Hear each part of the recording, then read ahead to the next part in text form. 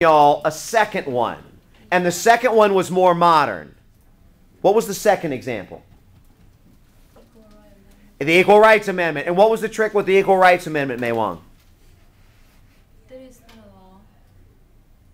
That's true. The Equal Rights Amendment is not legally passed, but had it been, what would have been the danger? What was the key word? Women could have Say what? equal rights under it meant basically women could have been drafted. That was one of the questions. Yeah. Actually, the idea behind the Equal Rights Amendment was that women would be treated equally by the law. So if there was a draft, women could be drafted equally. What else would have been a pretty obvious one that we talked about? Go ahead. Gay marriage. Okay, gay marriage is one of the problems, but payment was what I was looking for, equal pay for women as well. But what was the trick with gay marriage? That if women can be equal with men, then everyone can be equal with anybody. Did the Equal Rights Amendment say that women would be equal with men or be treated equally by the law? No. What did it say? What was the word? I think everyone. It wasn't everyone. There was a word that basically people could be not denied the equal protection of the laws for. What was that one word?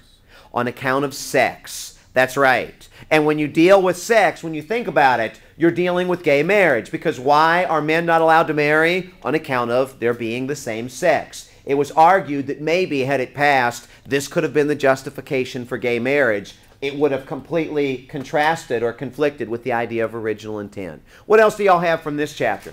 Balancing. Which one? Balancing. What was balancing dealing with? Because this was also dealing with interpreting the Constitution. What would you be balancing?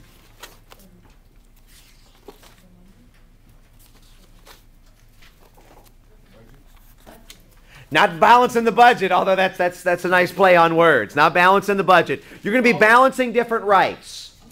The example I believe that I gave y'all dealt with searches and seizures, if I'm not mistaken. Oh wait, was this the one where like a cop comes into the house and the person swallows all his pills? Does the cop have the right to make him vomit?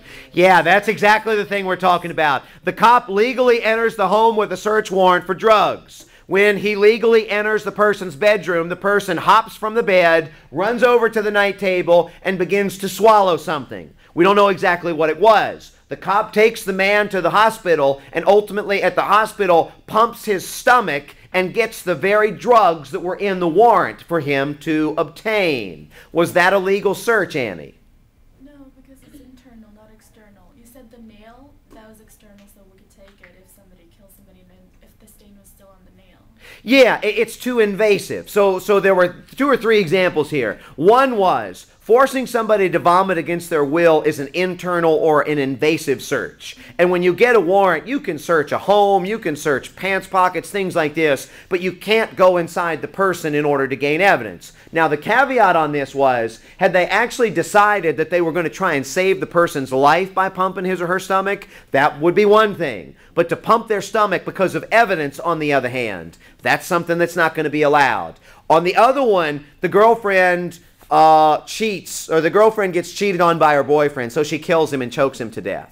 And when she chokes him to death, if you remember, she got some blood on her nails that she could not get off. She goes into the police station, and when she's in there, they see the blood, they tackle her, they force her arms behind her back, and they take a sample of the blood after she kind of tries to scrape it off by putting it in her pockets. Was that legal to do? Yes. Why?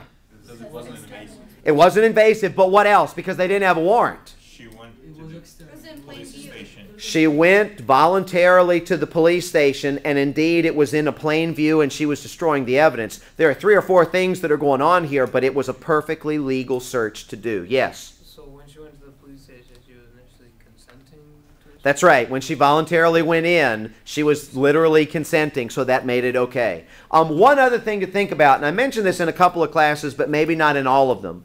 Anytime you volunteer evidence, like volunteering evidence when you walk in there and you've got it on you literally, then that's going to be a situation where, like on your fingernail, that's going to be a situation where if they see it, they're not going to need a warrant in order to do it. If they force evidence out of you and they're specifically trying to get the evidence, that's one thing. That's not legal. But if you volunteer it during the context of something else, then all of a sudden that does make it okay, like showing off your nail polish, for example, or showing off the red nail, if you will, that was the blood from the murder, that kind of a thing. So that's what we're talking about there. What else have y'all got? We've covered the amendment fractions.